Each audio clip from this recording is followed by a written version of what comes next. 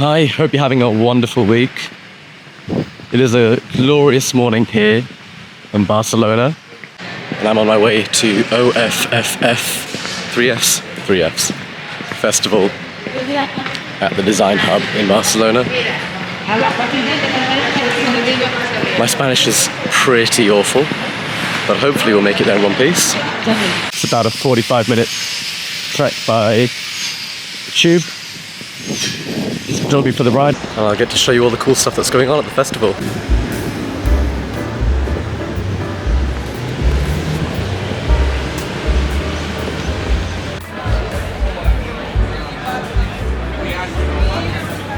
So first up, we had a talk in the Agora from Ignacio Lerio on behalf of Adobe. Ignacio delivered a very enthusiastic talk showcasing an application of AI that isn't generative, which you'll see is the exception in 2024. As of the February 2024 release, that is version 2024.2, there's a new button in the essential sound panel called Enhance. Long story short, this feature uses machine learning to pull out the speaker's voice from noisy audio clips. If you're wondering, this is the same ML model as the enhanced speech feature in Adobe's online podcast software, except in this case, the model is run locally. For that reason, it benefits significantly from having GPU muscle on tap. I've done some quick tests with this feature, and it's definitely a mixed bag, but on the side of being very usable given the right footage. In fact, all of the piece to cameras you see in this video, and the follow-up second day video, use this dialogue enhanced feature. We were also shown a new feature that Adobe's calling text-based editing. This feature uses the transcript that Premiere Pro has been able to auto-generate for years now, and allows you to edit your video by modifying this transcript. You can remove pauses, filler words, or even whole speakers in the most recent beta releases, with just a couple of clicks, and Premiere will go into your timeline and make the cuts and stitches so that your sequence no longer has whatever you decided to remove. I've only played around with this briefly, but it does seem to do what it says on the tin, and should be an enormous time saver for editing my videos going forward. I'll let Ignacio explain how this can be useful for anyone editing interviews or any dialogue heavy clips. A forbidden word, like bad words, you can type it here in the search field, and it's going to remove instantly in order to click.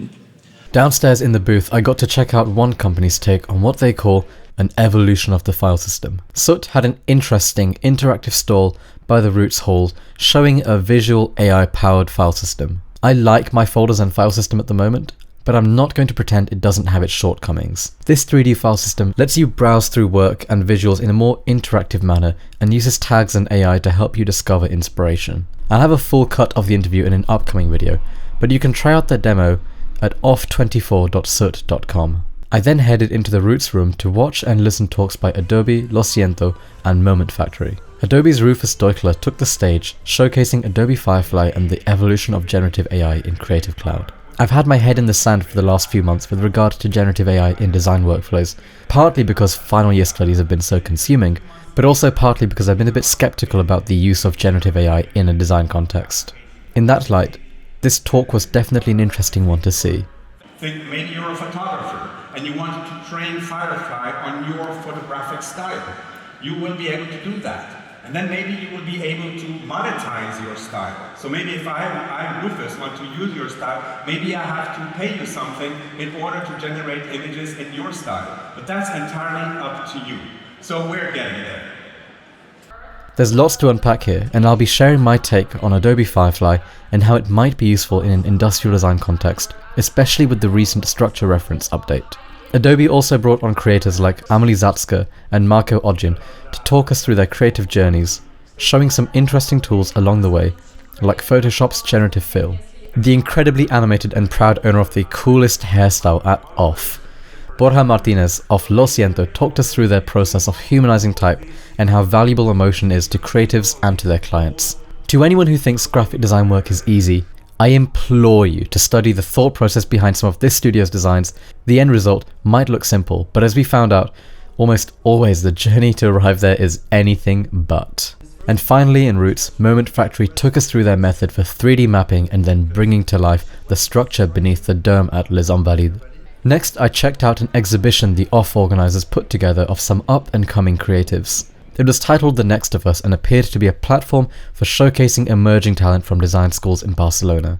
I've obviously got a horse in this race, but it was definitely nice to see OFF using their space to promote young designers. To finish the day, I went to a talk by Gameloft in the open tent by the station. This was no doubt an awesome way to end the day, exploring the role of creatives and designers in the teams that develop computer games. I'd personally always been somewhat cynical of video games as someone who doesn't really game that much, but recently watching my friends play The Last of Us Part 2 has opened my eyes to the completely unique level of immersion that you can build in a video game.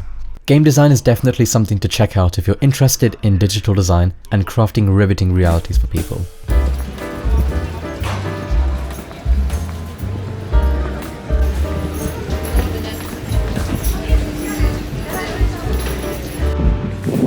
What an incredible first day at OFFF, as I now know it's pronounced.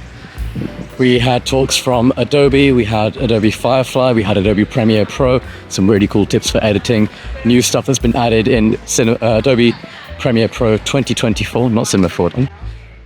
I've also realised this is the perfect low light test for the Sony ZV-E10, which is what I'm shooting this on. So hopefully this comes out alright.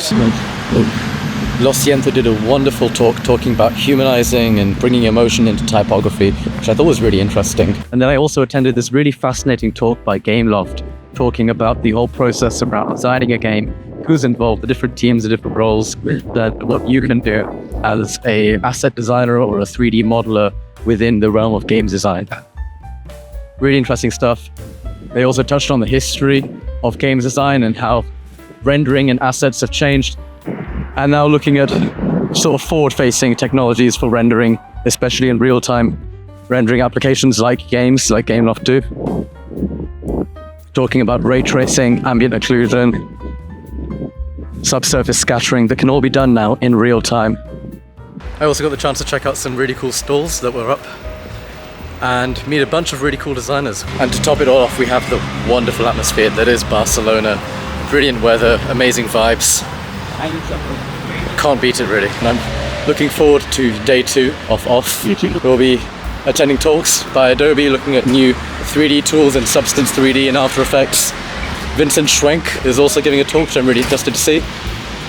So it should be an absolutely jam-packed day. Stick with me and I'll show you what it's all about.